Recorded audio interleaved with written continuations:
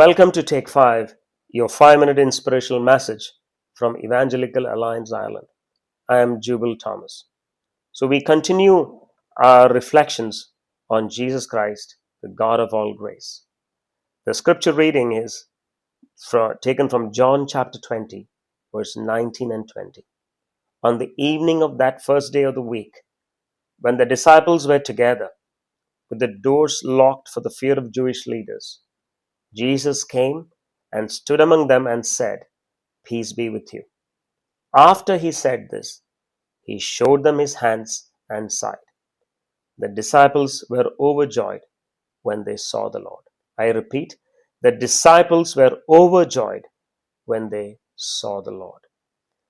Now, let's step for a moment into that upper room. The air was heavy with silence. The doors were bolted and locked.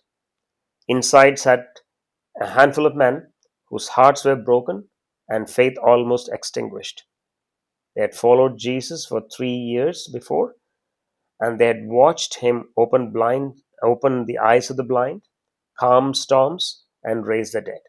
Yet now they sat in the dark, afraid, defeated, and ashamed of themselves. They hadn't stood with their master in the time of his crucifixion. They had fled the scene, and they felt that they have morally let down their master. Their dreams lay buried with him in the tomb. And then suddenly Jesus came and stood among them. No doors are opened. No knock was heard. Nothing outside the door has changed. The same threats of Jewish leaders still stayed. However, they simply were overjoyed seeing Jesus in their midst. And he came with peace so deep that it silenced their fears, and everything inside had changed because the risen Christ had now entered in their midst.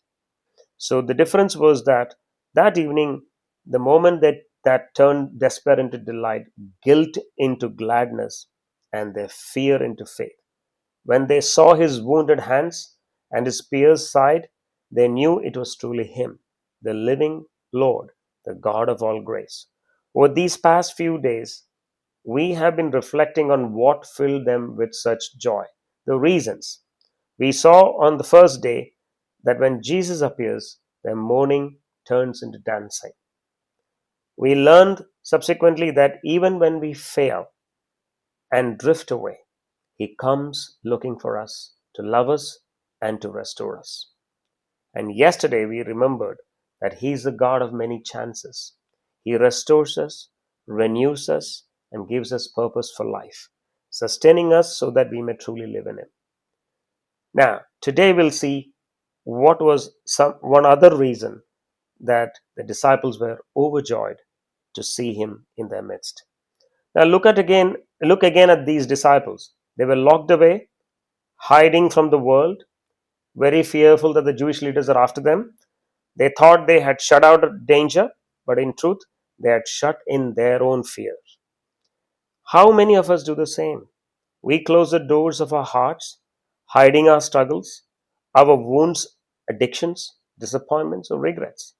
We tell ourselves no one could ever understand or help. But the good news is this: no locked door can keep Jesus out. The God of all grace walks through the barriers we build. He enters the rooms we think no one can reach. And when he comes in, everything changes. Not always the circumstances, but our hearts within them. Can I share a story of grace restoring love? I know a dear couple here, dear friends whose marriage was crumbling. Bitterness had replaced tenderness, and they had decided on a peaceful separation. Both were believers, yet their hearts had grown cold and distant. They had shut themselves apart from each other. At the gentle urging of their church elders, they agreed to pause for a season, to fast, to pray, and to surrender the situation to God. During that quiet, uncertain waiting, something extraordinary happened. A family event involving their children became the spark that softened their hearts. Slowly, the Lord rekindled their respect for each other, their affection, and their first love for each other. Today, that couple serves the Lord together, healed, grateful, and radiant with joy. That's what grace of the Lord does. It rebuilds what was broken. It breathes life where love has died. It writes redemption over our regrets. No, so the God of all grace, operates without boundaries. No person is beyond the Lord's reach. No failure is beyond His mercy. No situation is beyond His power to restore.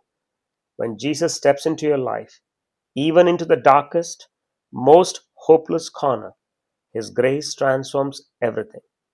That's why the disciples were overjoyed when they saw Him, because they realized the one who died for them now stood alive among them, unchanged in love, unlimited in grace.